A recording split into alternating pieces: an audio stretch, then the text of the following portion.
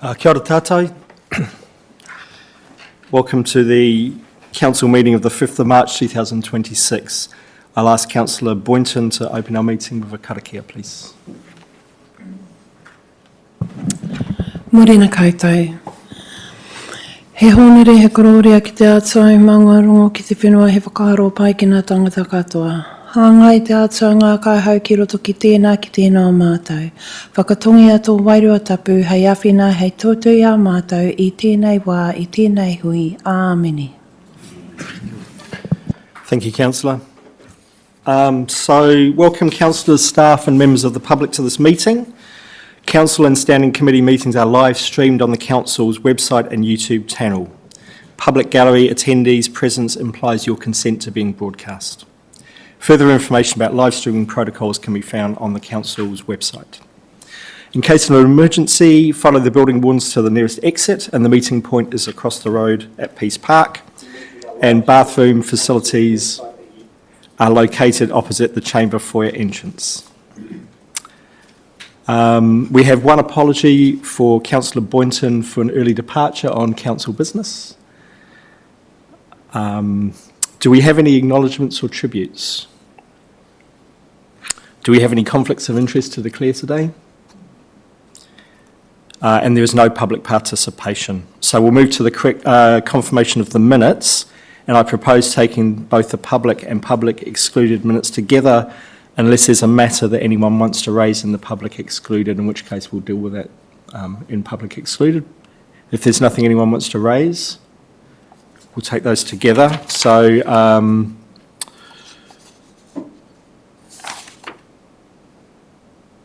that the public and public excluded minutes of the Whakatane District Council ordinary meeting held on Thursday, the 4th of December 2025 be confirmed as a true inaccurate record. A mover, Councillor Isles, seconded Councillor James. Those in favour say aye.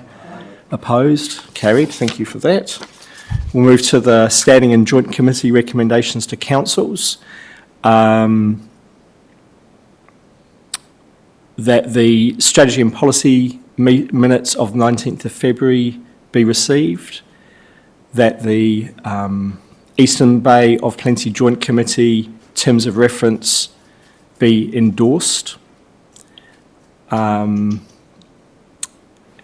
I'm thinking I should do these separately because they're actually improving or endorsing. So the first one is the minutes of the Strategy and Policy Committee of 19th of February be received. Those in favour, can I have a mover? Councillor Boynton, seconded Councillor Immink. Those in favour say aye.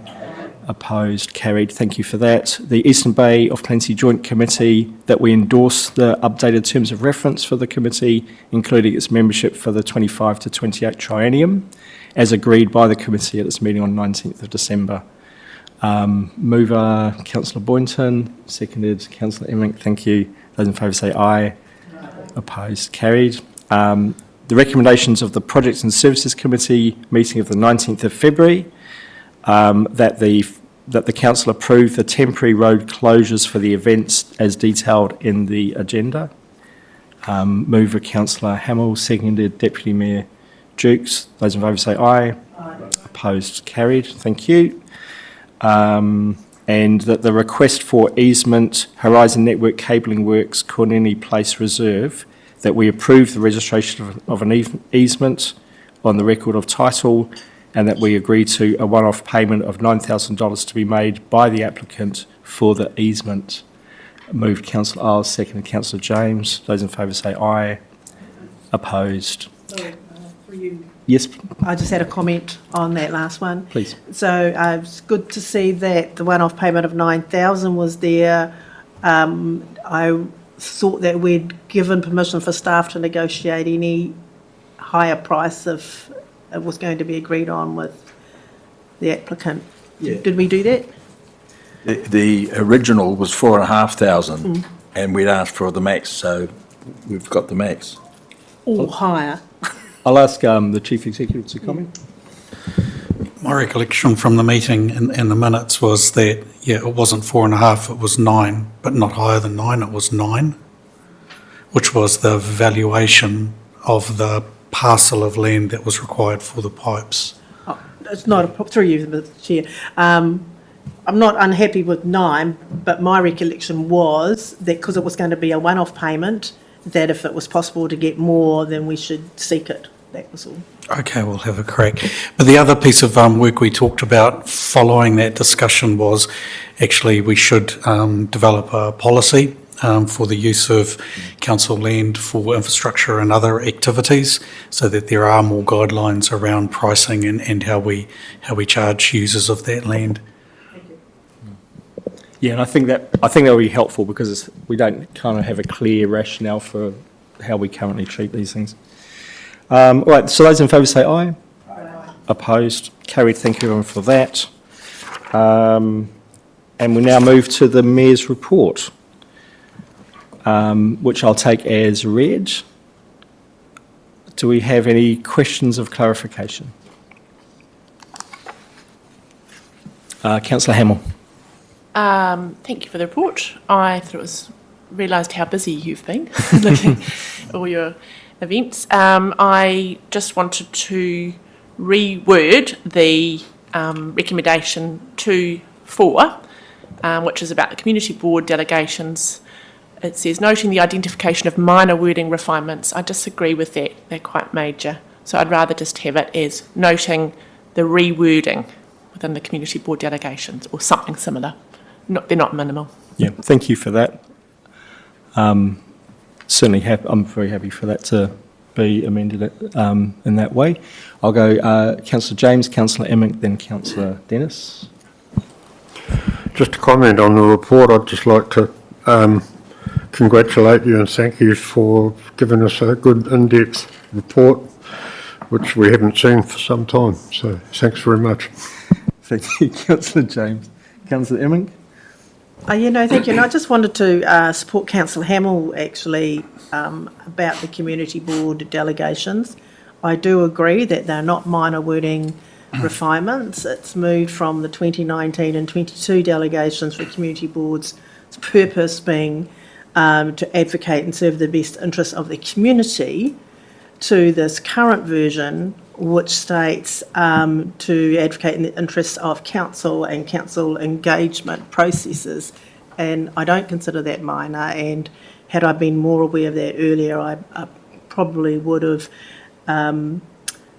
tried to get that changed, particularly because the combined community boards were unaware of that change until it was passed.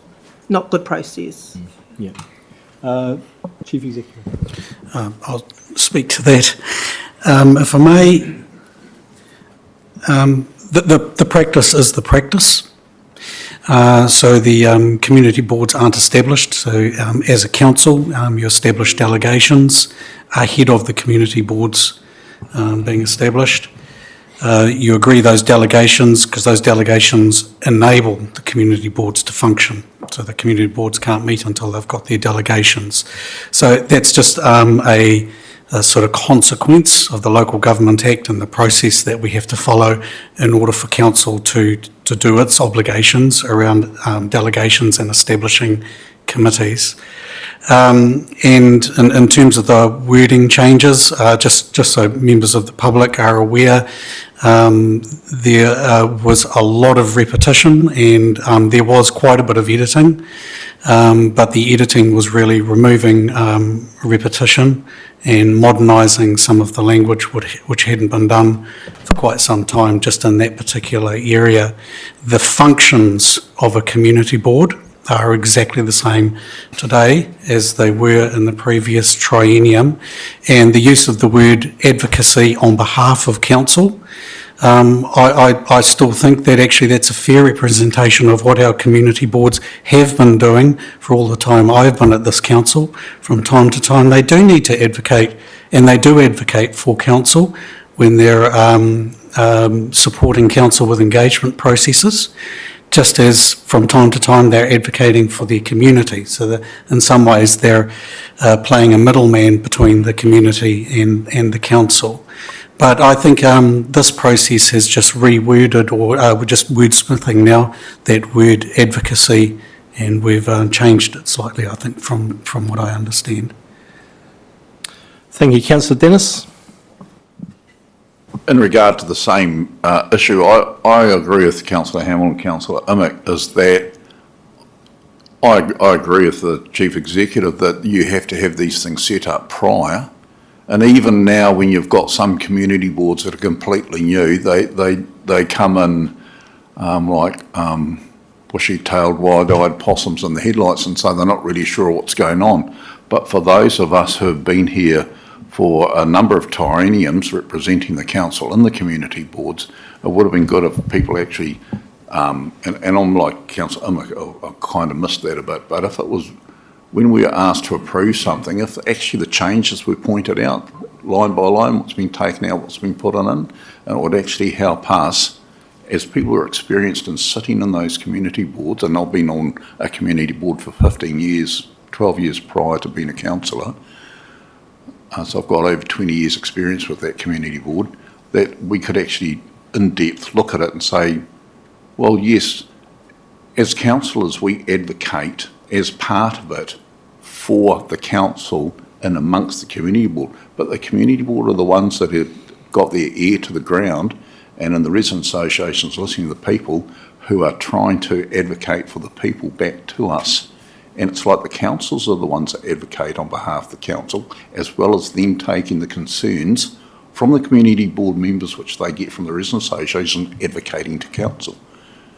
And so I think it's it's a two-way thing for the councils, but definitely for the community board members, it's advocating for the residents. Thank you for that. I'd like to see it changed, please. So to be clear, what we're seeing today is a change to return the wording, the original wording in alignment with the Local Government Act. So what we're doing today is changing it. I want to thank Councillor Hamill for picking that up. I think it's an important thing.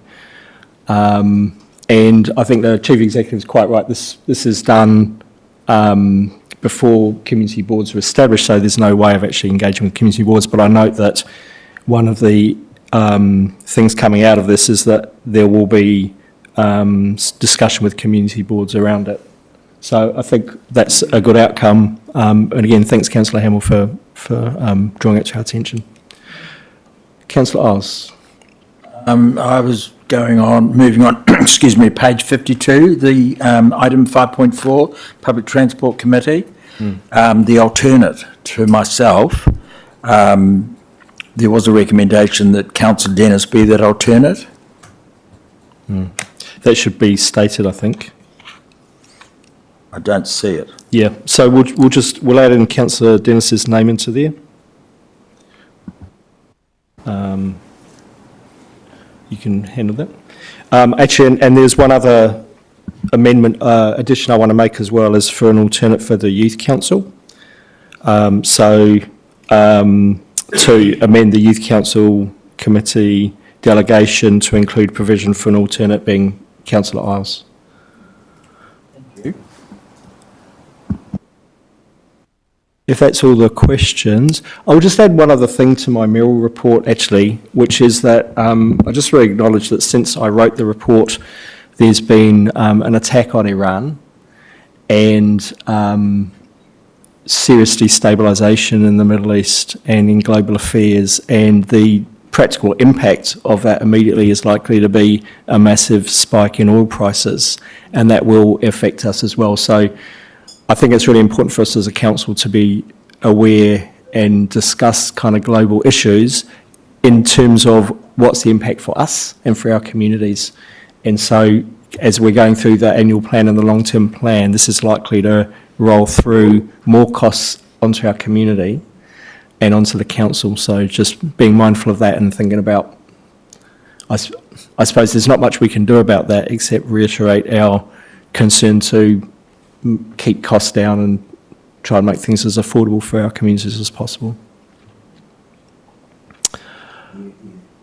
All right, so thank you everyone. So I'll, if there's no other questions, I'll call for a mover and seconder that the report be received and that we approve the amendments as outlined in the agenda with the additions that have been noted.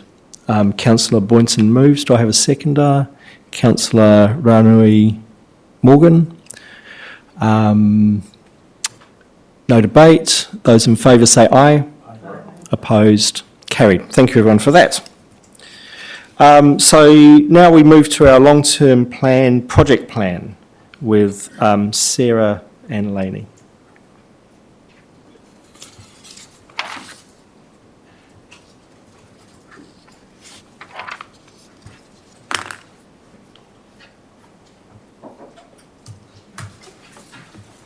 Oh, cover.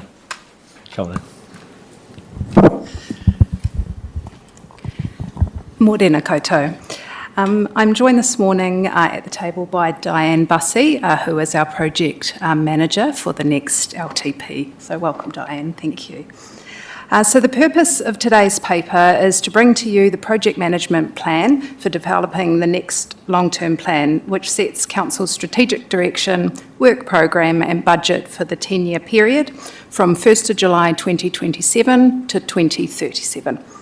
It is a legislative requirement for Council to develop a long-term plan, and the Local Government Act establishes that the Mayor has a role in leading the development of it. Appendix 1 of this report outlines the project management plan and has been developed using the latest Taituara guidance and has also been drafted using the project management template from our Aratakina Enterprise Project Management Office. We take the report as read, and I'll pass back to the Chair for any questions or comments. Thank you. Thank you.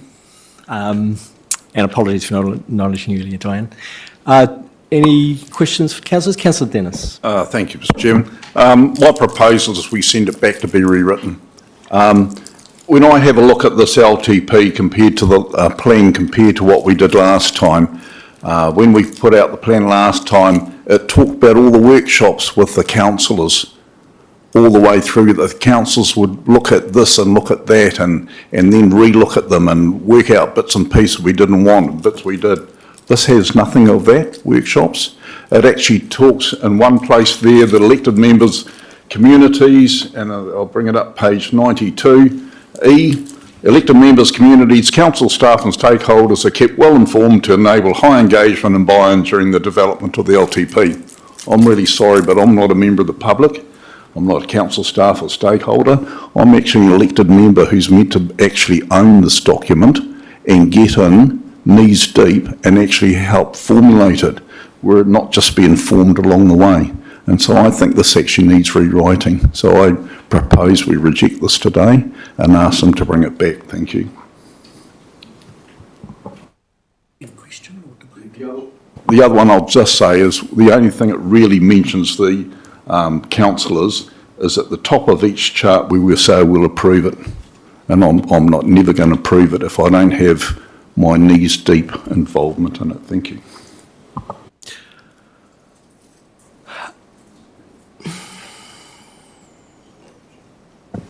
Was there a question, Councillor Dennis? Was that just a statement? It's just, well, I want to know where the comments about the workshops are.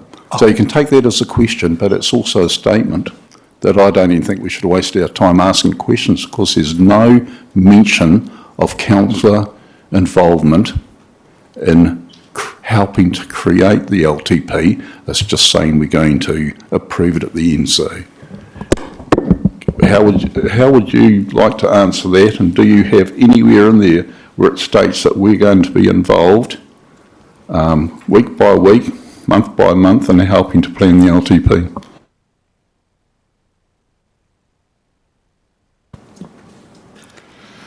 Thank you.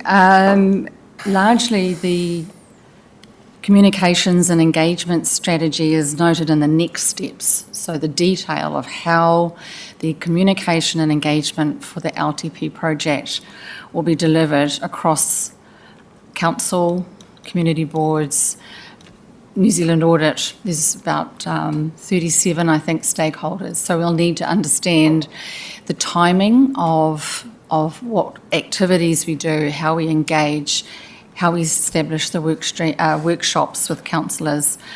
as a next step, once this management plan's been approved, we will then come back with that detail. We will schedule those engagement activities into a detailed schedule. And the other area of, the next steps, if you like, would be to think about that strategic direction setting with councillors and how we go about that. So that will be included in the comms and engagement strategy. At this stage, we're still appointing resources to the project. Liz Taylor is going to join us initially to establish that communication and engagement strategy. We'll also have a communication business partner join a weekly team that will help us keep on track with that comms and engagement. And in addition to that, we've reached out to the governance team so that we'll also have a regular catch-up with the governance team to ensure that we have our workshops planned well in advance. The environment for the LTP is quite uncertain, so we'll have to build that into that. We'll plan it, but a plan is only as good as a plan is good. We'll have to add a bit of flex into the schedule to accommodate anything that comes potentially out of legislation and other things. So at this stage, we're still building the team. We haven't had our first project team meeting as such yet, but that's certainly our next steps. Thank you. Mr Chairman, I still will not agree to this because I would have thought at least somewhere in there would be mention of what Diane's just said. Somewhere, because if you take that plan and we agree to it, then there's no liability for anyone to consult us until the final vote. I would have thought somewhere in there you would say, as part of the engagement, where that E was, we will be running regular workshops with the governance team for them to help make the decisions in an informed and wise way. There's nothing in there that says that. So I accept what you're saying, but there needs to be something written into that before we should even accept it. Because this is the overarching document. There's nothing in there for the governance team to take part in it. I'm going to invite Lainey to make a comment, and then I'll go to you, Councillor Emmink, and then Councillor James. Thank you, Mayor Tanjos. I just invite Council to reflect on what this document is, which is our approach to high-level project management. Section 5, which is the schedule, does include a very long and detailed list of the activities that have to take place during the development of the plan, and all of those activities will involve you as a council.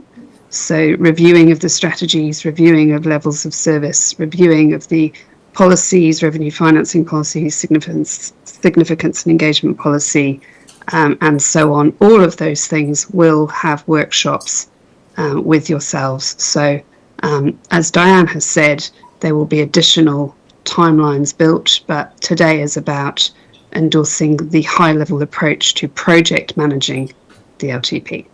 Thank you. Thank you. Councillor Emmink. Yeah, thank you, Mr Chair. This was not a very good, easy read. And some of us have been through a few long-term plans now, and I know that we are trying to be more efficient. The first question I have, is this a plan that will enable staff and management to be more efficient? It's a plan to complete the long-term plan. How detailed you want the long-term plan to be is up to councillors, because you set that direction, Mayor and councillors. If you want an extremely detailed long-term plan, if you want to lift the hood like we did last time, that will require a lot of workshops, a lot of reports. If you want to go into a long-term plan saying actually tweaks and adjustments is fine, so down the other end of the spectrum, then that requires less work. But actually the early direction setting, when we go through, I'm assuming that the team will first of all establish a vision, strategic priorities, and so that sort of starts to set the scene for how detailed it will be. Well, that leads me to my second question, through you, Mr Chair. So if we did tick this off, even though I think it was quite a confusing document with multiple tables, rather than just having 1 to 9 as a header table right from the beginning. If we tick this off today, what does this lock us into? Because we haven't had our strategic vision setting or our meeting with the general managers about how the governors want to set the direction for the next long-term plan. So what does this mean for us today if we say yes? The first step in a long-term plan, in any long-term plan, we did exactly the same thing last long-term plan, was council agreeing the overarching project plan, which has the phases of an LTP. Really, it's just locking you into, actually, these are the phases and the high-level approach that we're going to take, and it also recognises some of the key considerations for the long-term plan. You might want to think about, have some key considerations been met, but I think they're quite comprehensive. We're talking about waters, we're talking about having conversations about rates capping, because that'll affect our next LTP. There's a few other bits and pieces in there. So it doesn't really lock you into any long-term plan commitments other than, actually, these are your stock standard phases. We're making that public, so everybody is aware, and this is the general timeline we're going to follow, and these are the key considerations that we're going to put the spotlight on in the long-term plan. Just supplementary. I think what I heard you say previously was if you wanted to do that deep dive, then that would require more work in a different plan versus what you've presented now, which keeps us at high level. I think that's probably where some of the concern might be with councillors, is that it's not going to be a line-by-line item. Yeah, well, I think we can reassure councillors that this is your high-level picture of how our long-term plan is going. You're required to make that public, so people have got awareness of what the long-term plan process is and the phases. But as we go into the long-term plan, it can take different courses of direction. And we can't try and second guess and lock those in today, because it's such a long process that you have to go through. Stuff changes over time as well. So, we need to keep in that agility. But I think it can reassure councillors that you set the direction, you set the workload, and you direct staff around what you want to put the spotlight on as we go. Thank you. Lainey, did you have a comment you wanted to add in there? Just a couple, if that's all right. Yes, today's project management plan, as I said before, encompasses the sequencing of all the factors that come into the long-term plan development. So whichever direction you choose to take as a council, whether it is a deep dive and reviewing, everything that council does, either approach or any approach that you choose to take will still fit within this project management plan. Today is about being transparent with the community of all the different components that a long-term plan has, making that visible, and so that it's very clear all of the things that will be considered by you as council. In terms of, you had a question, Councillor Mink, about efficiency.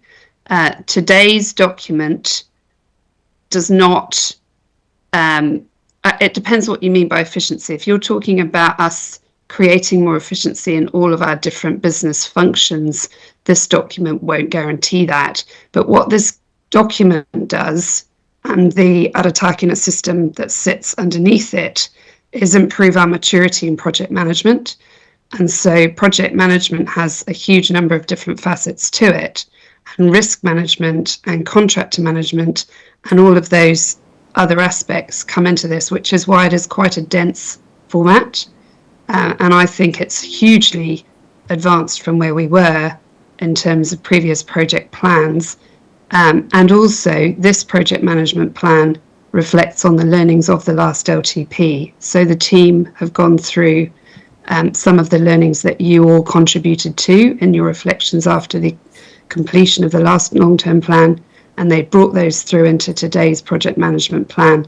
And they also shared some of those factors with you in the workshop a couple of weeks ago. So just a few added elements. Thank you for that. Councillor James? Yeah, I do agree with Councillor Remington that it was quite a confusing read. but to me, page 97 spells it out. Responsibilities, mayors and councillors provide strategic direction, priorities as a basis, provide direction and decision resolution for the LTP. And that's our job as governors. So I think it's pretty well covered. We're still going to be hands-on. Thank you, Councillor James. Councillor Jukes? I was going to point out exactly the same thing, that it was on page 97, our key roles and responsibilities. So I hope that that might alleviate some of Councillor Dennis's concerns, seeing that it is there, and I do support Councillor Emick's comments too. Thank you. Councillor Boynton? I suppose I was going to also say something similar, but it was just really around that at the end of the day, as councillors, governors, it is our plan.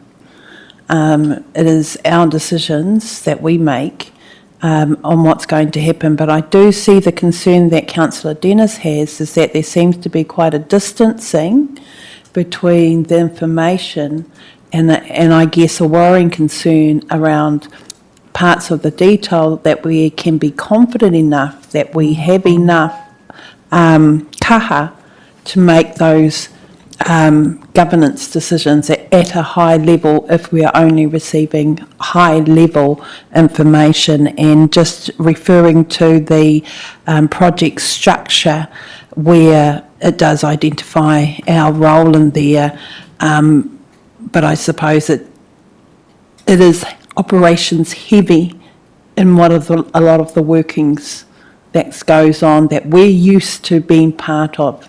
So I do hear what Councillor Dennis is saying. At the end of the day, it is our long-term plan, and we have the responsibility for it. Thank you. Thank you, Councillor Boynton. Councillor Hamill?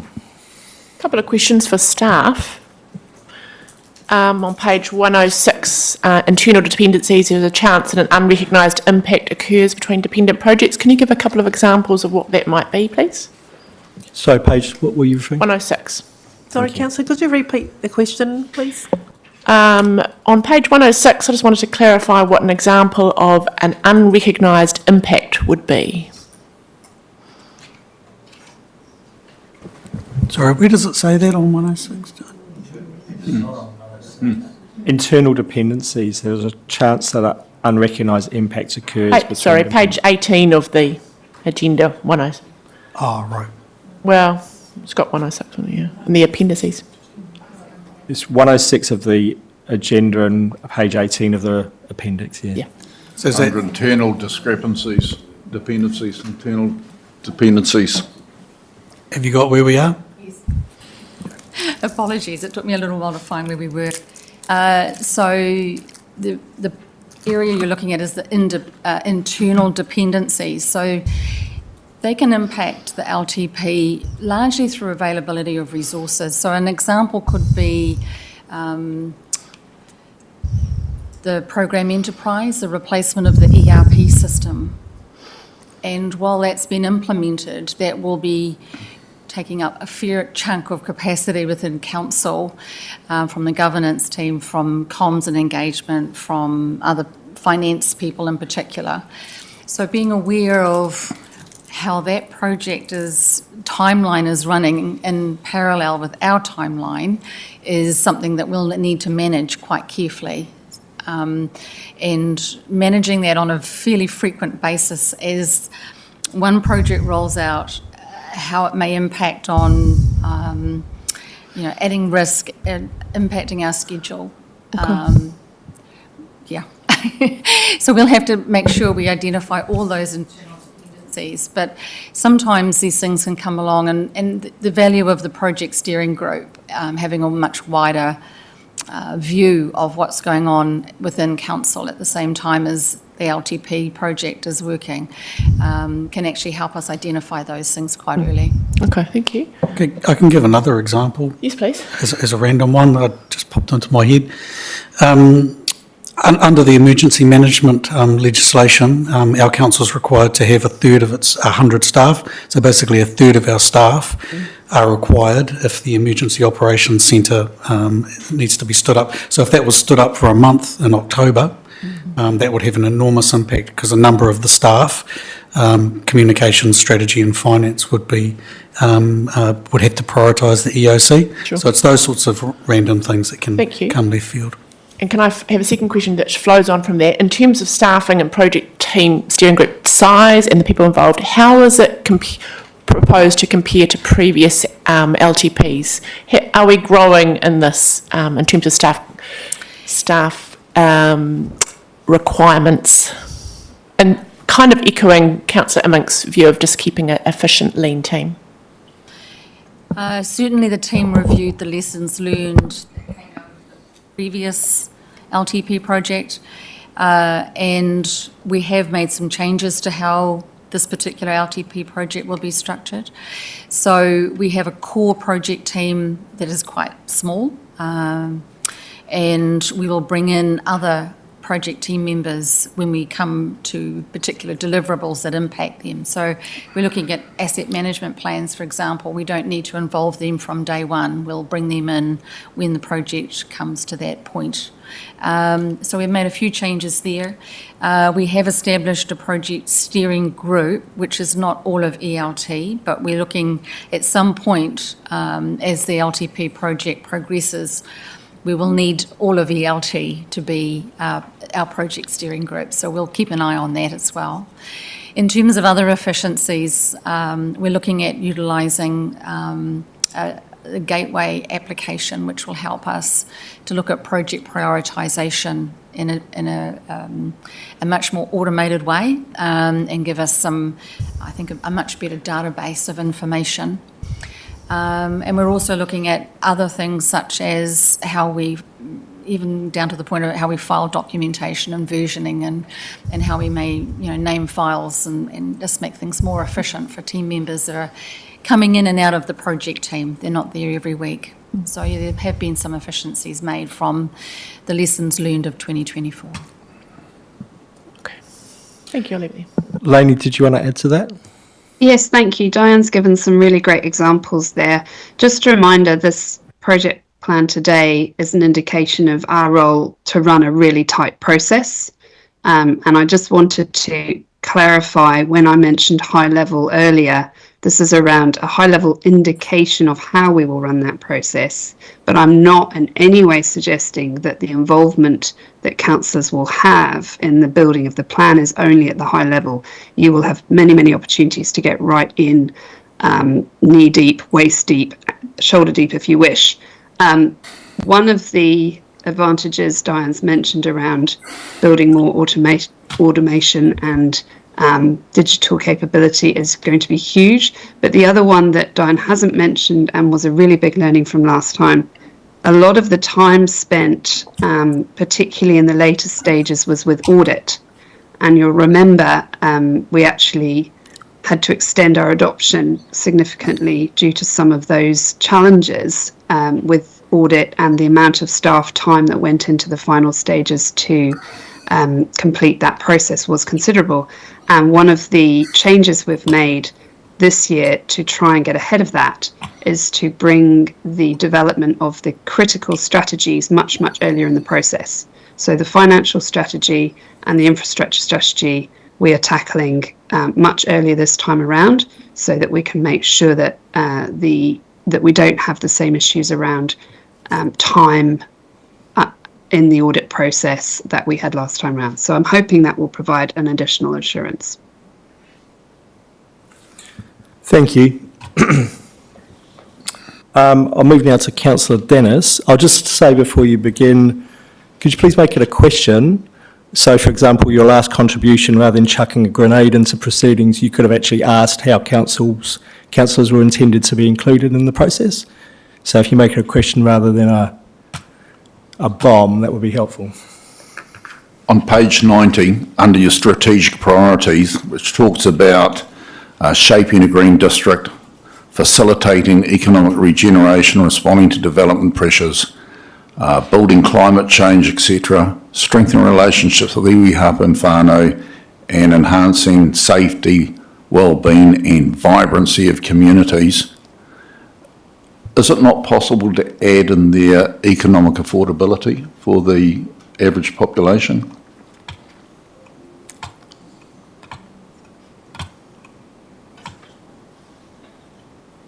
There was a question, I Sorry, think. Sue. Lainey. Thank you, through the chair. So we are still within the cycle of the last long-term plan. So while we have the opportunity to refine those strategic priorities in the development of the next long-term plan, this project still sits within the cycle of the last one. So those are the confirmed strategic priorities for this council. Thank you. Can I, if I could add to that as well, that one of the things that's interested me in this is how we, as councillors, will be setting our strategic priorities and those community outcomes. That's part of the program of work, is to actually do that piece of work, and I'm intending that we'll have a workshop where we get to discuss that as councillors, decide what our priorities are. Do we need to change them? Do we need to tweak them? Do we need to add some in? Do we need to refine them? Or exactly what we want to do. So that'll be a process that we get into. Thank you. Councillor Emmink. Thank you, Mr Chair. Thank you, Lainey, for, my question is about audit. And I think you've answered it in terms of that this process will help Audit New Zealand respond to us in a more efficient timeline. I guess the follow-up question to that is, each time Audit New Zealand seems to indicate they are checking on different types of things, just like in a business audit. Are we actually over what Audit New Zealand's like new little red flags are that they may ask us to have a look at? Like some councils might have already started the process. Have we talked to them? I guess this one's for the CFO. Yeah, through the chair. The answer is audit is still very at the start of their process of working through what their plans are for the LTP. So they will certainly indicate what their areas of focus are. We had a session with them on Tuesday this week, and there are a lot of questions that they're working through at the moment. So we will be able to share their areas of focus once that becomes clearer. Thank you. Councillor Jukes. Unless it's changed, and Paul can correct me if I am wrong, a lot of the areas of focus that Audit New Zealand will focus on actually come from the Office of the Auditor General, and they are areas of audit focus and emphasis across the whole country. So sometimes there's not a lot of ability for Audit New Zealand to change or have any say on what those actually are. I'm sure they probably have their own as well, but the majority probably come from the actual Office of the Auditor General. It looks like that's our questions for clarification. Councillor Dennis. I'll wait till we make statements. All right. Cool, thank you. Well, no, she's a question. Okay. Are we able to make a change in that to somewhere in there say that along preparation of the LTP there will be workshops held with the elected members to help formulate the LTP? I mean, I've just taken that as a given, but if you'd like to see that stated. So it's going to be written in there. We can. Thank you. Yep. Right, in which case, I'll call for mover and seconder for the, so I'm losing my place here, that we receive the long-term plan, project management plan, and approve the proposed project management plan as set out in Appendix 1. Moved Councillor O'Brien, seconded Deputy Mayor Jukes. Debate. In which case, those in favour say aye. Aye. Opposed? Carried. Thank you, everyone. The next up is our annual plan, and I'm suggesting we have a quick break now before we get into that. So we'll break till 10 o'clock.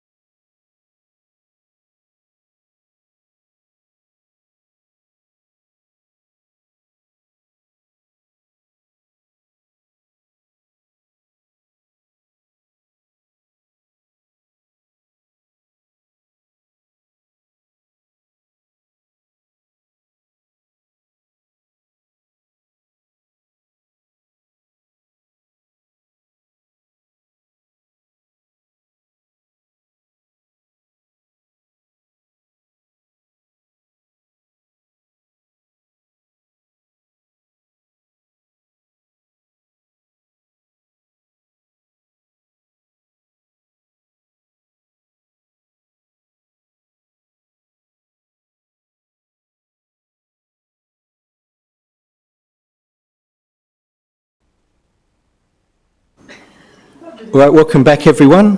And the next item on the agenda is 10.2, the draft annual plan budget for 2026-27.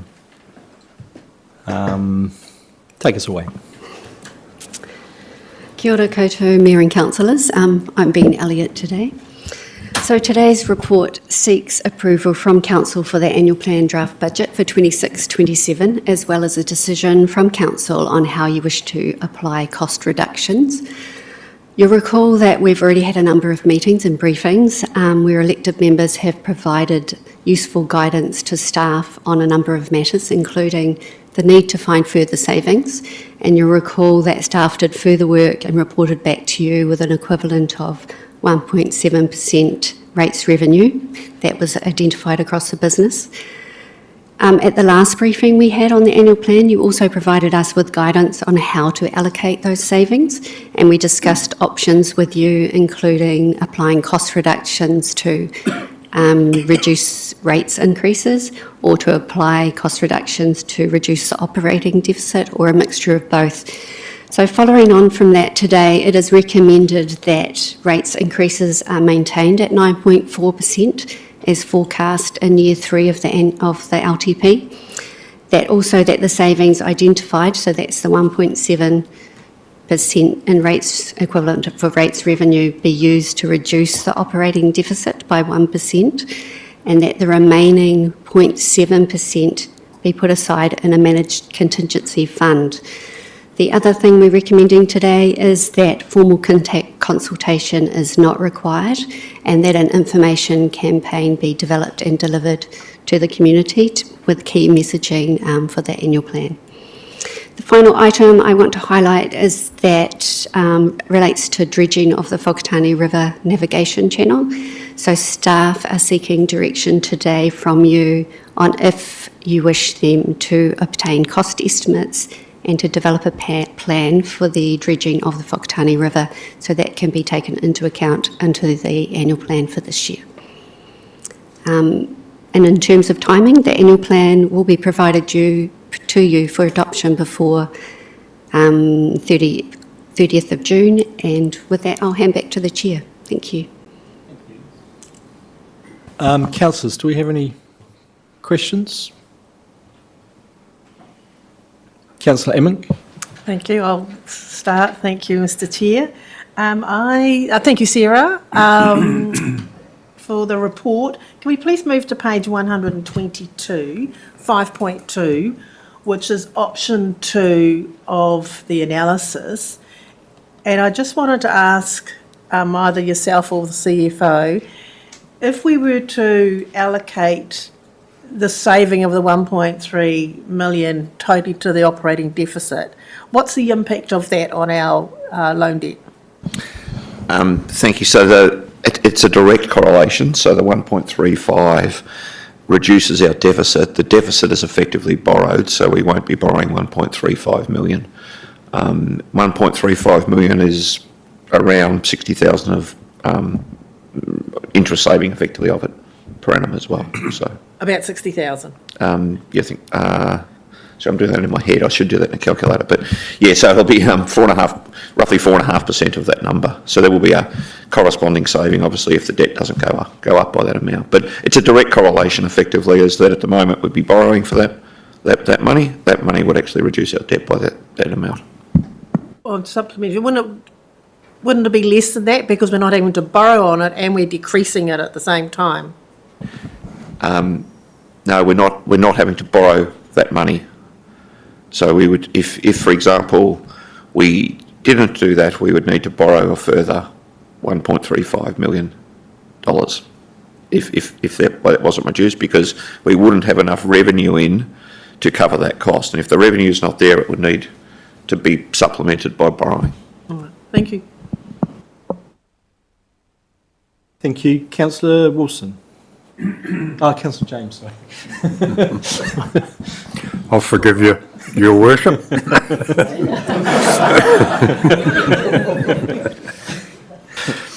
Yeah, just to follow on from that, we should be just biting the bullet.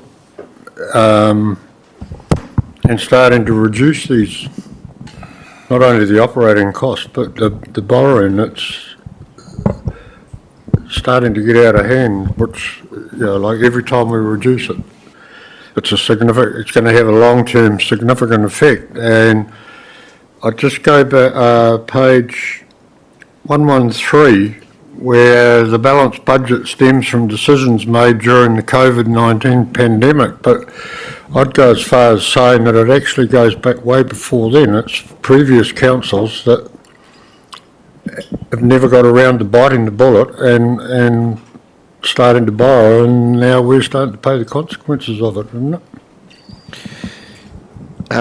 The answer to the question is, like, from a financial prudence perspective, it absolutely makes sense to get rid of the balanced budget, acknowledging the fact that the rate increase is higher than I'm sure everyone would like. But without doing that, it will basically kick the can down the road, is the easiest way to say it, in terms of, particularly when we move into a rates cap environment, it will make things quite difficult to operate. If that is still there. So I think an approach to remove that balanced budget before 2029 completely would be what finance would recommend. Yeah, just supplementary, with what's happening globally in that, we could actually be coming into worse scenarios where we just can't keep kicking everything down the road all the time, can we? I've never seen the future get easier. It's probably the easiest way to say it. It tends to, the cost pressures don't go away. The global uncertainty will certainly impact on us. We're already starting to see, the impacts on fuel prices very shortly. It will make things harder, but it'll make, recognising that, affordability in the community is also a critical thing. So it's, but by getting rid of that deficit, you are placing yourself in a situation to have more capacity and flexibility moving forward. Thanks, Paul. Deputy Mayor Jukes. Thank you. Apologies if I have missed it in the report, but I think from our briefing discussions, we said that if we didn't use all of the 0.7 contingency fund, we would apply that to the operating deficit. So I just wanted to have that confirmed, that it may not be all of 0.7, it might be less. Yeah, that's absolutely correct. And I might just... Yes, but Andrew, my question is that it is, the difference is applied to the operating deficit. Yes. That's absolutely right. So the difference between options 1 and 2 is hopefully nothing by the end of next year. Exactly. But it does recognise that there is some uncertainty in costs occurring as well. Yes, and we are. Any difference will be applied to the operating deficit. Thank you. Just wanted that to be confirmed. Thank you. Councillor Dennis. Thank you. In regard to the contingency fee, is it ring-fenced for certain events that may happen? Like, I see there's a whole lot of things like dredging of the boat harbour and all sorts of other things that we may need to bring into it. Is that for that, or are we just ring-fencing the contingency fee for increased interest rates on the loans that we have and things like that? That's absolutely a decision for council to make. It could be a general contingency. It was initially set up to recognise that there's a lot of uncertainty around inflation at the moment, and therefore those inflationary impacts. But it would be effectively that council could look at that. So just a supplementary to that, obviously we have another big storm, it's going to cost us another fortune.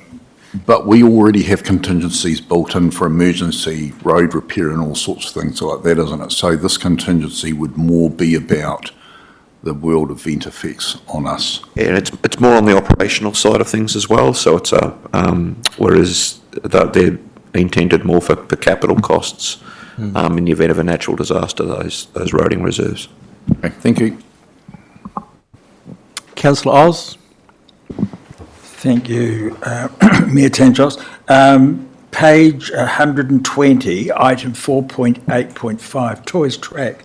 In the last paragraph there, the mention is made of the additional OPEX budget that would be required for a volunteer liaison person to coordinate the potential projects and ongoing maintenance. What budget have we got, or what existing budget have we got towards that? Well, there was 200,000 originally, which had been sort of watered down to, I think, about 110. Is that able to go towards that? Yeah, through you, Chair, there was 200 that was agreed, but only 100 ended up in the budget, which has been used already for the works that have been done to date in terms of... So it's totally exhausted?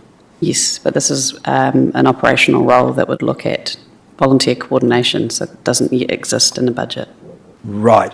And is it likely that it would actually come into this year's annual plan that we're talking about, or next? Well, that will be a decision, yeah, for council to make. There is a considerable amount of work to do to establish the volunteer work program that is being sought by members of the community, and this is to address that. It's raising a potential risk or a potential cost. It's unknown at the moment, but it's just raising it because we want to be perfectly transparent with the community on this. Thank you. I had Councillor Emming next, but Councillor Dennis has a supplementary on that. Is that, you happy for that? Thank you. Why do we need to look at hiring another person? I thought the whole concept was that these folk, this community group, had all the engineering expertise, etc., that our engineering people are just going to cast an eye over it and says, yes, you're on the long track, and then let them do it. Why does it attract an extra staff member?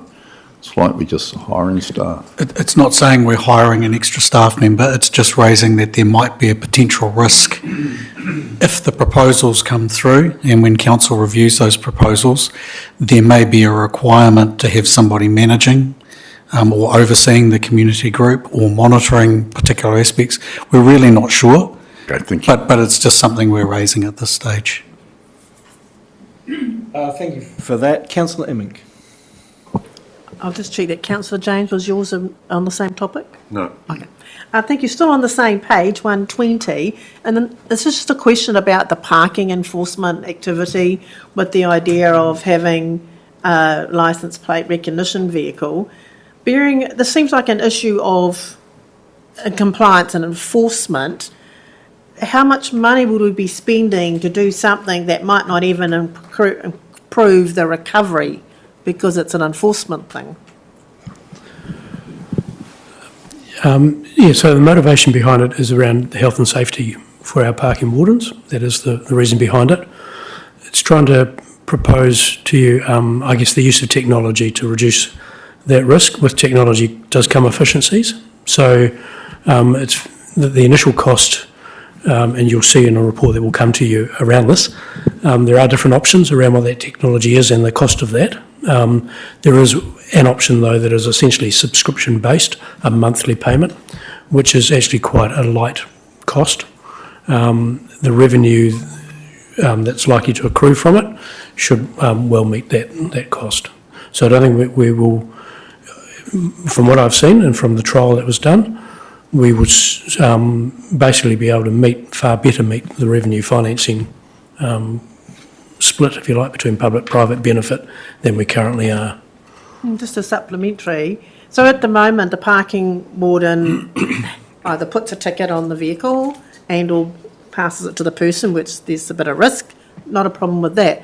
But it seems to be getting them people to pay. So how does a vehicle driving around clocking people how long they've been there, isn't that just going to automate an invoice or infringement notice for them to pay as well? Isn't it the collection part of it that's the risky part that we're losing out on, I mean?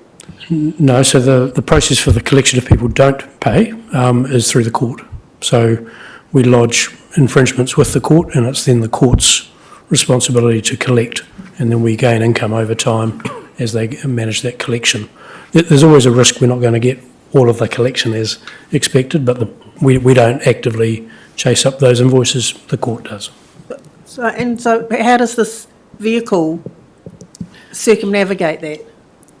What it does is instead of parking wardens walking the streets, the vehicle can drive around. So as I said at the start, it's about health and safety, so it's trying to reduce this interaction with particularly aggressive people. So it essentially eliminates that risk. So people can drive around, it automatically picks up the licence plates and through GPS and Can't be technology. explaining myself properly, because it's like, what does this vehicle driving around do? How does the infringement notice go to the person who owns the vehicle? Yep. Any different from it being handed or put on your windscreen? Basically, it can be automated. So essentially, another firm at a relative cost will then automate that part of it and potentially send the infringement out. Thank you. Which, just to be fair, we partly do at the moment. Partly do. The report that comes to you will explain all of this to you. Councillor James, I had you next, but Councillor Osler's got a supplementary on that. Are you happy for that? Okay, Councillor Osler. Thank you, Mayor Tangos. Just the bottom line there, allowing staff additional time to respond to bylaws enforcement work. So are we talking at bylaws in general now, as opposed to parking tickets? Because that's been one thing, we've sort of enact all these bylaws, but we don't actually have Pacific staff dedicated to following up with infringements. The two parking wardens currently also have a number of what's called general bylaws for them to enforce. At the moment, that they compete between the two, depending on the workload. So the idea of, again, the licence plate recognition system is it potentially allows those two staff to spend more time in administering the general bylaws. Potentially there's some scope to widen that into other bylaws. So it's not necessarily the panacea for the, for the problem, but it hopefully will open up the scope to look at it a bit more broadly. Could you give an example of where that would be placed or where that would lead to? What is the... Yep. So what it might do is open up options around the freedom camping bylaw, for example, which at the moment is administered through Alex's team. The compliance team may be able to do some of that work. And there's a number of others, public places bylaws. It's a bit of a mix as to which teams deal with particular issues under the public places bylaw that potentially could be consolidated under these offices. Litter and fly tipping as well? Yep. The parking wardens do that work now. Yep. Thank you. Well, a lot of that work. Councillor James.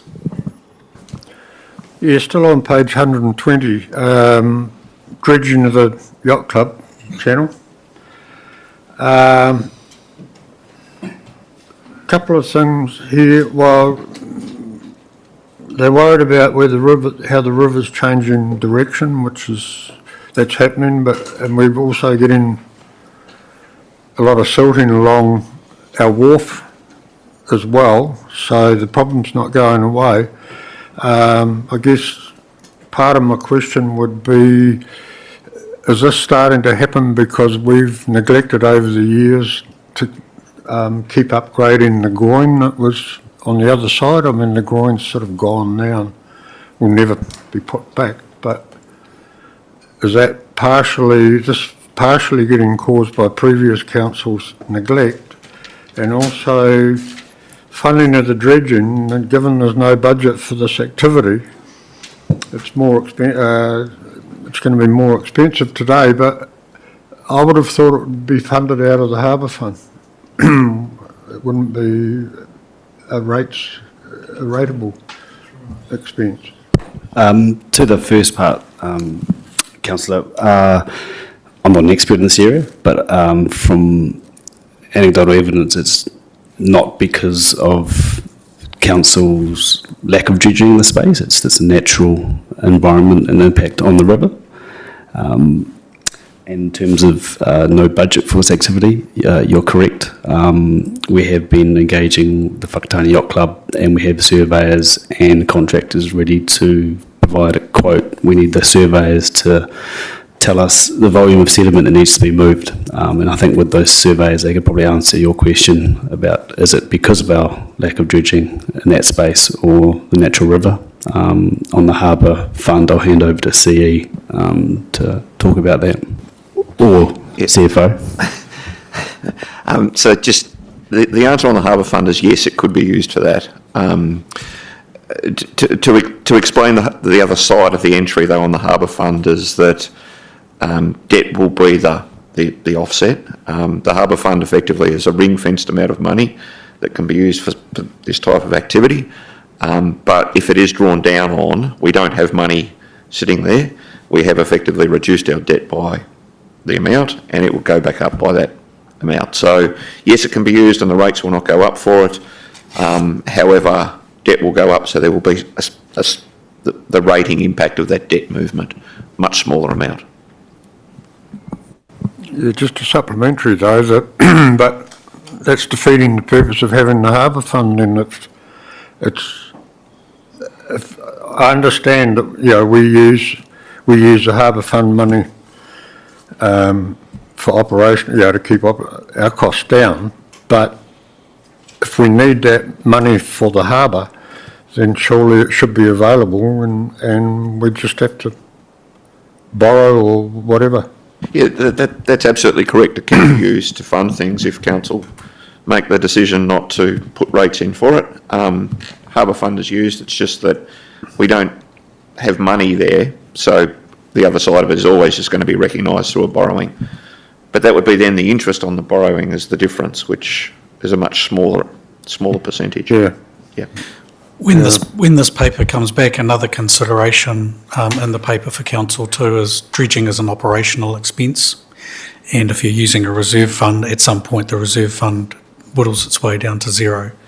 So that's another thing that council will have to consider is should it use a reserve fund for an operational expense such as dredging. So there's a few complexities in there, but also too, Paul's going to just do a little bit of work on that harbour fund, so when it comes back, there's just a real clearness about what is there, how it's funded, and if council does want to do the dredging, what is the best way to fund that? Is it through the harbour fund or is it through rates funding? But yeah, that'll get traversed when we come back. Well, I think it needs clarifying because to me, harbour fund is for the harbour, and we're starting to lose our harbour, which is becoming a bit of a concern. So I've got a bit of an order here, which I'll just go through. So I've got Councillor Emmink and Councillor Dennis and Councillor O'Brien, but also, and I've got a supplementary as well, I've also got Lainey and Sarah seeking to speak. So I think I'll get Sarah and Lainey to respond, and then I'll come to councillors' questions. Okay. Sarah? Sure. I was just wanting to make a general comment for clarification that all of the projects listed in 4.8, so I think there's 8 of them, are all projects that will come back to you with further reports with cost details, and some of them may require a decision going forward to be included into the annual plan. Thank you, and I think that's an important point, councillors, that this is we'll get a more comprehensive report coming back, so it might be that some of the questions probably will be answered then. Lainey? Yes, it was a similar point that as of today, if you do follow the recommendations in this report, the team will go and begin to build the annual plan for adoption in June on the basis of what is currently in the budget.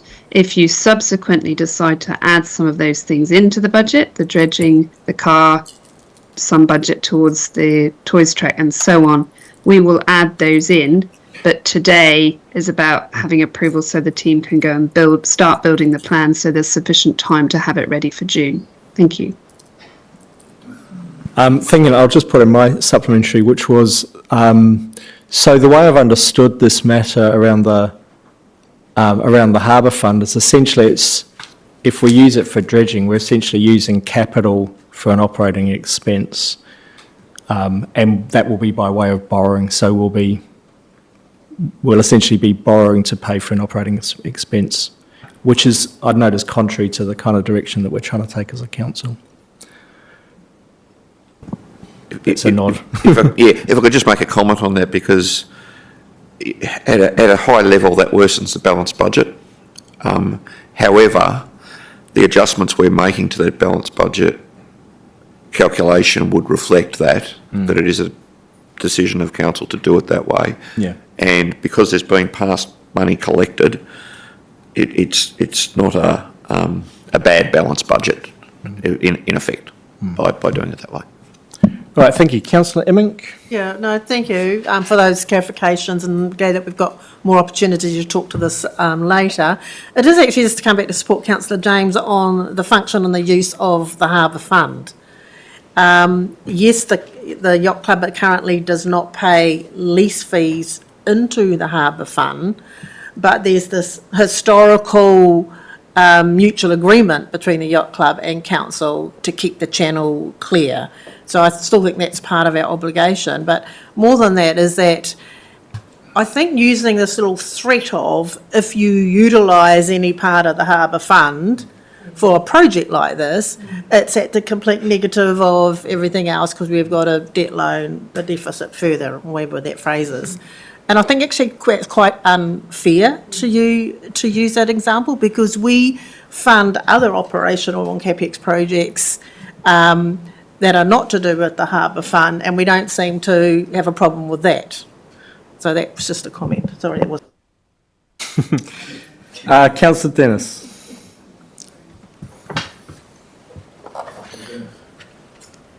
I would like to go to page 113.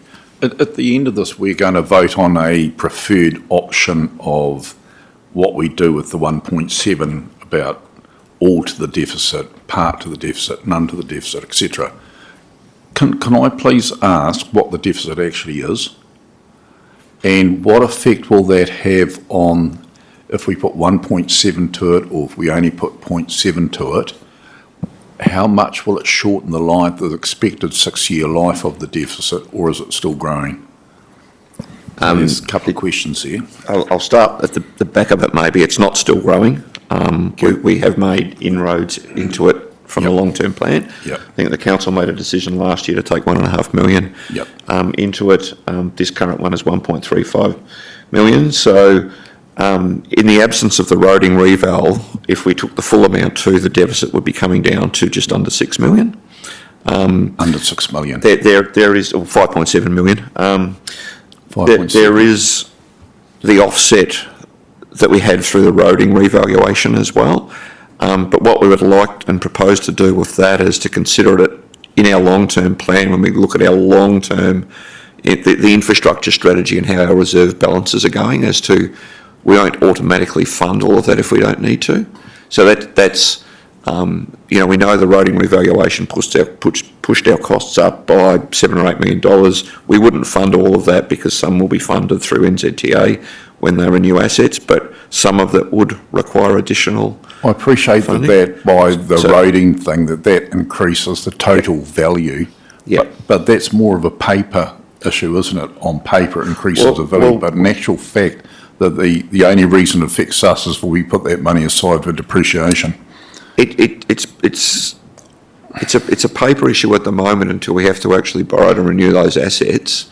And what we'd be finding if we don't fund enough for it, when we go to renew those assets, we'll be borrowing a significantly more amount of money, because our debt will be much higher. We won't have collected any money for that. So let's go back to the $5.7 million deficit, which is what stands at the moment. Can I just clarify the 5.7? The 5.7 was before that roading revaluation.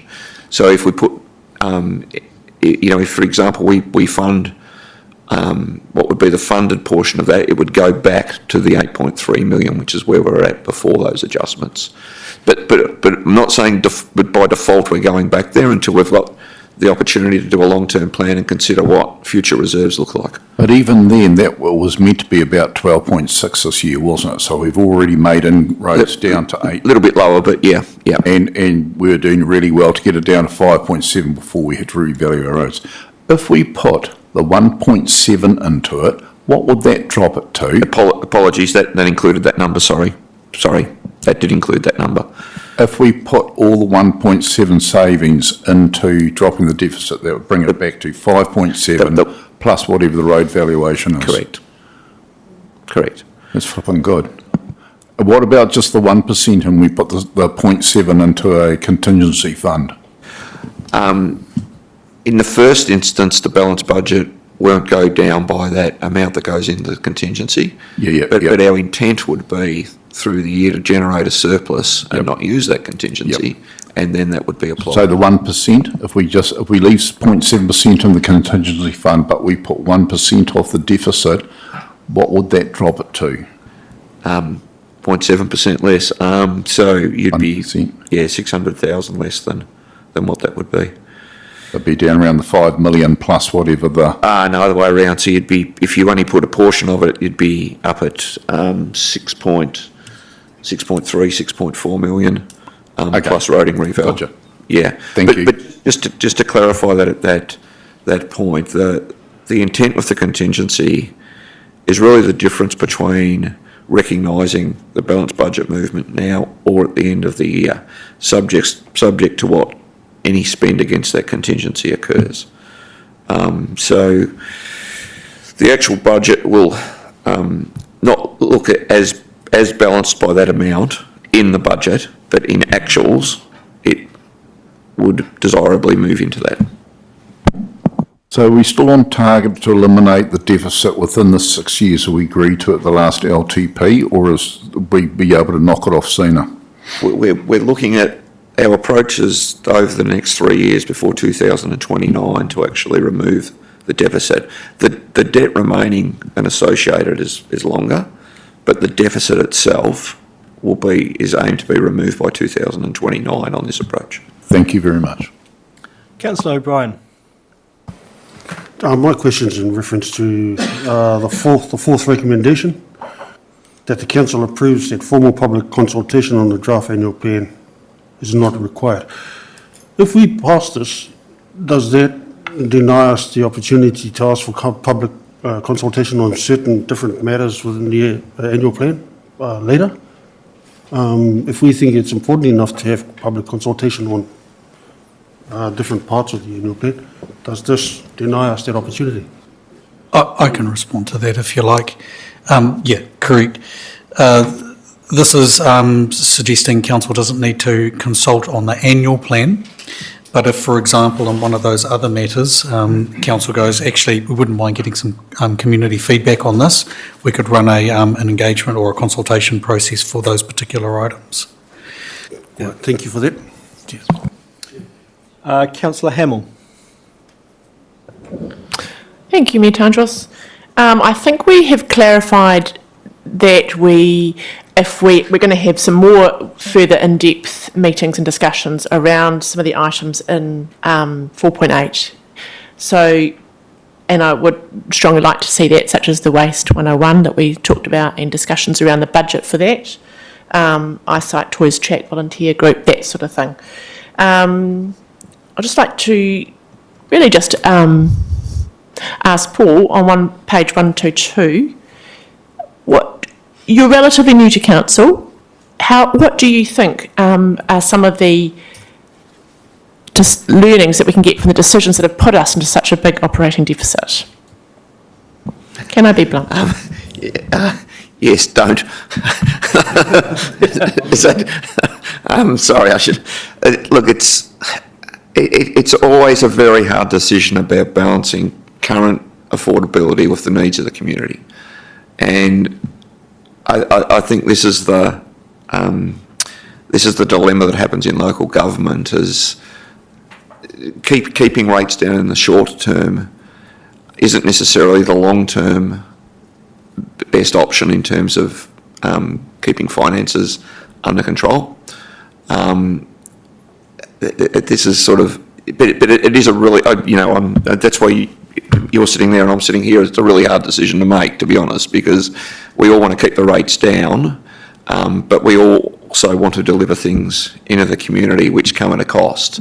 And that balance is really the conversation that needs to happen with the community. I wasn't there then when this happened, but I think the biggest thing would be a conversation about, do we want to pay a little bit more now, or do we want to understand what that means for the future? And I don't know if that happened at the time or not, but that would be the only thing that I would say, is that there's no free money, and there's always a trade-off that happens. So making that conversation with the community really clear. Councillor Oz. Thank you, Mayor Tantros. Just following on from Paul's terminology, short-term, long-term, I'm on page 123, item 5.3, option 3. The advantage is short-term relief for ratepayers. I would say it's immediate relief for ratepayers. Wouldn't that be more correct than short-term?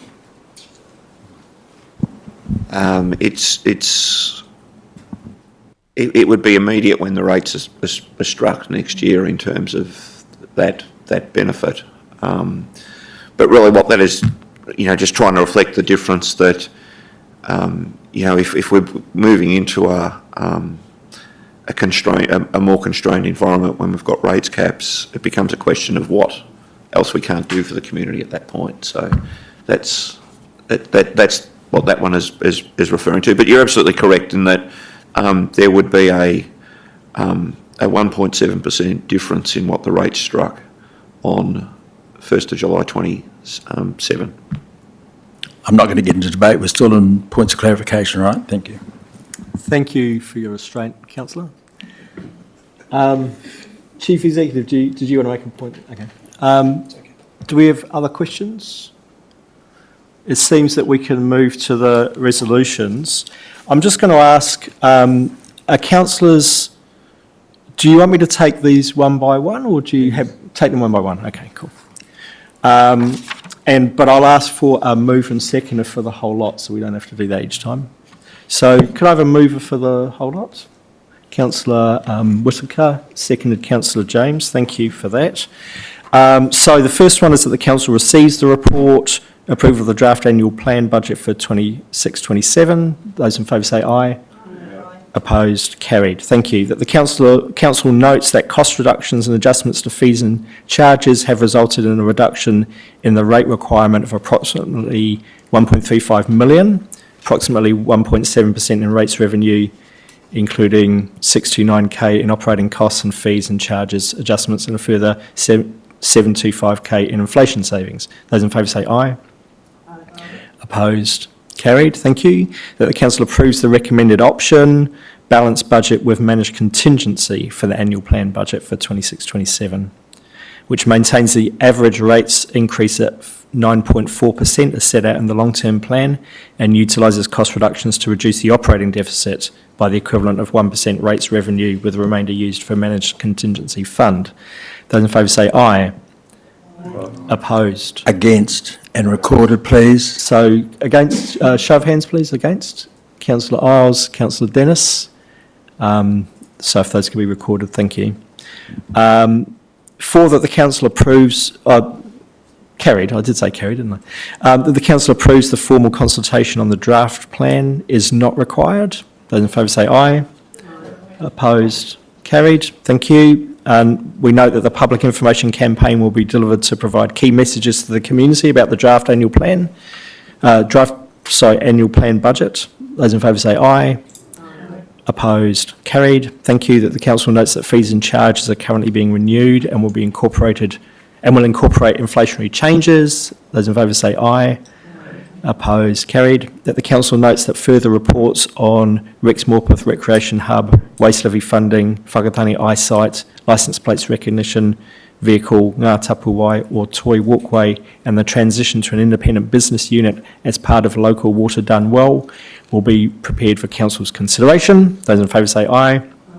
Opposed? Carried. The council directs staff to obtain cost estimates and develop a plan for the dredging of the Whakatane River Navigation Channel to be considered as part of the final annual plan 26-27. Those in favour say aye.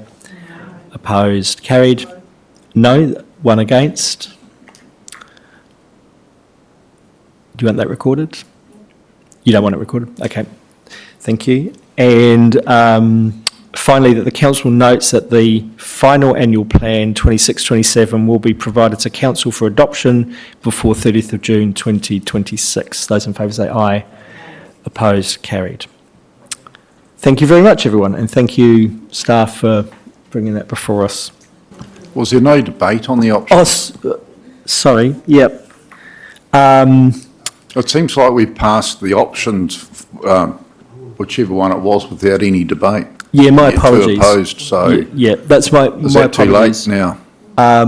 And I think at this stage, if people want to make a contribution, I'll allow it, even though we've already resolved. I think that's my fault, and so I'll allow any debate to be made at this stage. Councillor Isles. Thank you, Mayor Tangos. I thought you were trying to cut me out of debate when you asked. My apologies, my apologies. But anyway, well pointed out by Councillor Dennis. Look, my point of voting down or voting against recommendation 3 is, look, we as councillors, we were out there, what were we campaigning for? We were campaigning for rates affordability. Here we are now around the table, and we've got to try and absorb all these additional costs which are coming across the table. There's more to come, yet at the same time, we're trying to think that we are there for the benefit of our ratepayers. We're still living in this cost of living crisis. We've got a war going on now in the Far East, which is going to impact fuel prices, literally from this day on. Yet at the same time, we're asking our ratepayers to absorb those costs while we are applying more costs. We're increasing our operating deficit. What restraint are we actually showing as councillors to try and bring those costs down so that we can pass on some savings to our ratepayers? I've said it before and I'll say it again. I honestly believe that, we are not here considering the impact that it would have on so many of our communities. Not only the high deprivation, but the elderly who are also on fixed incomes, living in homes that they have now got rate burdens that they've got to somehow manage out of existing savings. I'm sorry, I just cannot see how, as a council, we can be not looking towards savings as much as we possibly can for the ratepayer. That's why I support that the 1.7 be offset against rates. Thank you. Thank you. Any other contributions? Councillor Dennis? I too am a bit horrified at where we're all going. Not only are we not really running a balanced budget at the moment, we're still in deficit, and then we're looking at adding more, which is going to increase our deficit to what it could be. I'm a slightly different to Councillor Isles. Normally I would agree to 1.7 off the rates, but the big enemy, the big elephant in the room is that deficit. And if we don't get that down soon, we're just punishing the following generations.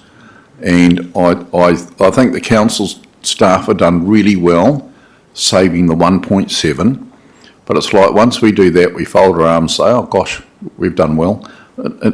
We need to continually be driving the costs down. We need to continually be looking for savings. And I know the staff are trying really hard because of what they've achieved so far. But to not put it all that 1.7 against a deficit, we're just building future. Like every time there's a deficit, we're building future debt. And so we've got to do something, and I just think we should go against the contingency. May or may not be spent, but if we put it all off the deficit now, then we're saving that much interest. We're saving all that we don't have to borrow. So I'm in favour of option 2. Thank you, Councillor. Any other contributions? Councillor Hamill? Can I say something controversial, really, which is just that the decision-making, with respect, the decision-making that has got us into this place has been made by councillors over the previous trienniums. So I think we need to pivot and think about our long-term strategy to get rates down. We are concerned about rates affordability, but we're concerned about it for the future 10, 12, 15, 20 years, not just now. And I think the only way that we're going to get on top of it is by getting our ship in order, getting our operating deficit down, and as indicated by the CFO. So I think that we need to take a long-term view rather than just biting the bullet now. Thank you. Thank you, Councillor. Councillor Boynton. Kia ora koutou, mihi to our staff for the work that they've put in, and acknowledging that the build-up that has taken to this place as well, with the information and presentations that they have provided us before. We've known for a long time that the funding model for local government is broken. And it's not only broken, but it's gotten worse, it's gotten tighter. The pressures from central government policy, local government reform, the imposing rates capping that is on its way, is all compounding into the decisions that we make. And yet we don't have any figures change when it comes to our budget. We don't have any other tools that support our local government to increase our revenue to provide for our people in our communities.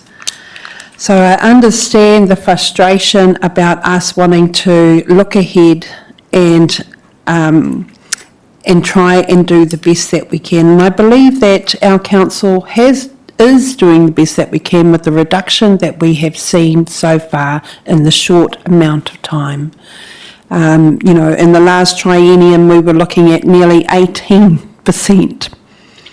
And now we are managing as best as we can. So I do want to commend the work that has been done by this council, but I also acknowledge what we've got in front of us. Kia ora.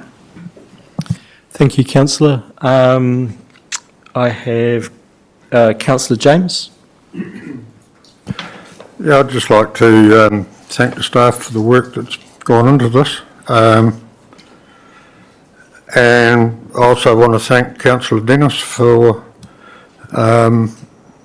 speaking the way he has, because I mean that's the way I've been speaking for the last quite a few years, and it's I just find it disappointing that councillors in the past for quite a number of years haven't been thinking along the same lines, because we just can't keep pushing the debt up. We've got to bite the bullet. Thank you, Councillor. Councillor Jukes, or Deputy Mayor Jukes. Thank you. Councillor Hamill did say it was controversial.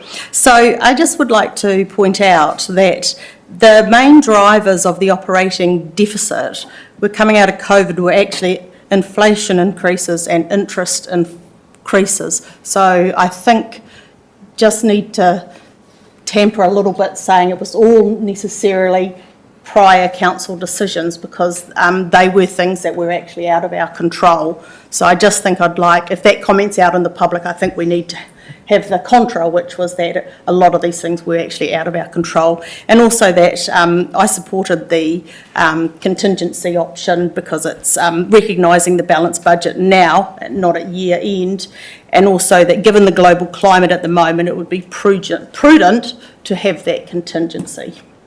Thank you. Thank you. Can I just add to that? No, sorry.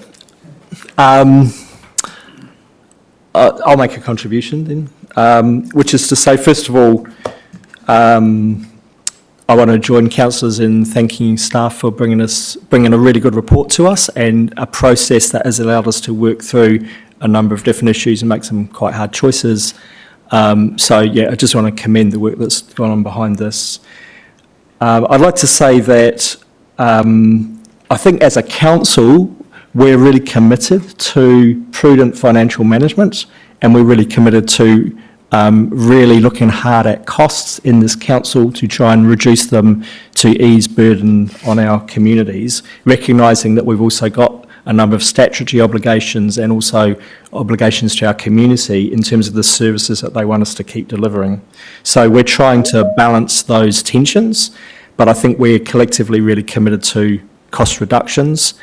And again, want to thank staff for a huge amount of work in hunting out savings because we're actually reducing costs at a time when costs are going up. And so that's a particularly hard ask. So I want to thank staff for that and for the council for supporting that. I do support first of all, I think it is an absolute high priority, and I agree with Councillor Dennis that we need to reduce that operating deficit. It's such poor financial management to be running an operating deficit and to be borrowing money to pay for the day-to-day costs of this council. And I know some councillors have spoken out about this many times in the past. And so I'm really pleased to see that at council we're really committed to getting on top of that. I think that's really critical. I do support that we keep a contingency, because I think even now, I referred in my report to the attacks on Iran and the impact that that's going to have on the global economy. There's so many unforeseens, and we know that interest rates are unpredictable as well. So I think the idea of having a contingency in place is really important, because we just don't know how things are going to go. But I note that the contingency fund is going to be in a managed fund, so that's going to offset the loss of savings that otherwise would be made. So I think that's really helpful. And the last thing I'd say is that Councillor Isles said that we're not considering the community. Well, I really reject that, because I think we're absolutely considering the community.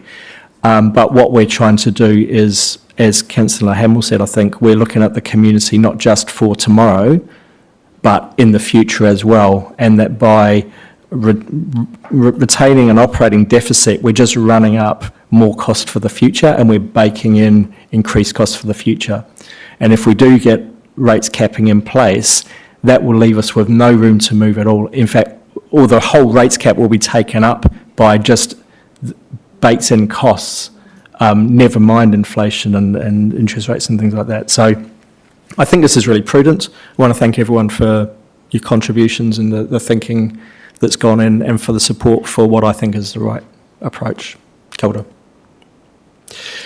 So normally this is when we vote, but we've already done that. So my apologies, everyone. That brings us to the end of that item. Thank you very much. And we'll move to item on the appointment of District Licensing Committee. Thank you, Your Worship. So this report is to seek your confirmation of the refreshed District Licensing Committee, the committee that processes all our alcohol licensing matters. Every 4 years we go through this process of seeking expressions of interest and, I guess, refreshing the committee. Councillor Immick was on the interview panel, and this time round we actually received far more applications than we've ever received. It was a good selection, so thank you for doing that, Councillor. We appoint a commissioner, so essentially the lead of the District Licensing Committee. It's recommended that be Russell Orr again. Russell has done that now this will be his 4th term. He is very knowledgeable in this space and is a good leader of the committee. The other members, we try and seek good community people, if you like, to bring that community perspective. Ideally, 2 from Whakatane, 2 from Aporiki and 2 from Kawerau. That is an Eastern Bay District Licensing Committee. We haven't quite managed that mix this time, but it's pretty good in terms of the quality of the applicants. So I don't think I have to add anything further to it. I'll leave it with you, Your Worship. Thank you. Do we have any questions of clarification? Councillor Boynton? Thank you for that, David, and thank you for the report. I'm just listening to. It's dependent on the applicants, but I was going to ask, was there any, indication that anyone with social services background would have come through? I'm trying to desperately remember the applicants. Through the chair, not that I can recall, but it's an open process for anyone to apply. Yeah. Thank you. Thank you. Any Councillor Isles? I'll move the recommendations. Thank you. Councillor James, second. Cool. And if there's no other questions or clarification, we'll. The recommendations are that the report be received, that we approve the appointment of Russell Orr as Commissioner and Alan Shaoshia as alternate Commissioner for the Eastern Bay of Plenty District Licensing Committee, and we approve the appointment of the following individuals as list members: Alan Shaoshia, Aaron Rangihika, Shona Brown, Malcolm Harrison, Glenn Smith and John Hillman, and that we direct staff to update the Governance Delegations Register 25 to 28 with the appointments to the District Licensing Committee. I'll pause for debate. There is none. Those in favour say aye. Opposed? Carried. Thank you, everyone. We don't need to go into public excluded because the minutes were approved in the earlier part of the meeting. And I just note for the council, sometimes when it looks like we're going into public excluded, sometimes it's just to approve the minutes of a previously public excluded meeting. So that is us. That brings our meeting to a close. I'll invite Councillor Boynton to close us with karakia.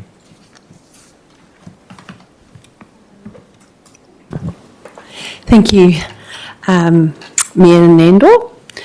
And mihi to our councillors, the public that are listening, and also to our staff for all your mahi today. Kia tau, kia tātou katoa, te atawhai o tō tātou ariki o ihu karaiti, te atua me te aroha o te atua me te whiwhina teitanga ki te wairua tapu ake ake āmini. Thanks. Kia ora. Thank you, everyone.